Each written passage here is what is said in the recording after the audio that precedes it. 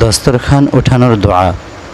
হাদিস হযরত উমামাহ রাদিয়াল্লাহু তাআলা আনহু থেকে বর্ণিত, তিনি বলেন, নবী সাল্লাল্লাহু আলাইহি ওয়াসাল্লামের দস্তরখান তুলে নেওয়া হলে তিনি এই দোয়াটি পাঠ করতেন, আলহামদুলিল্লাহি হামদান কাসীরা তাইয়্যিবান মুবারাকান ফীহি গায়রা মাকফিয়্যিন ওয়ালা মুওয়াদ্দা'a ওয়ালা মুস্তাগনান আনহু রব্বানা।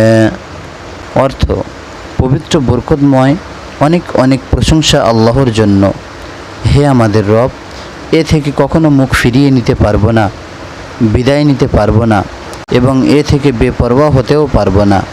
বুখারী শরীফ হাদিস নম্বর 5458, সুনানে তিরমিজি হাদিস নম্বর 3456। আল্লাহ তাআলা আমাদেরকে দস্তরখান উঠানোর সময় এই দোয়াটি পাঠ করার তৌফিক দান করুন। আমিন।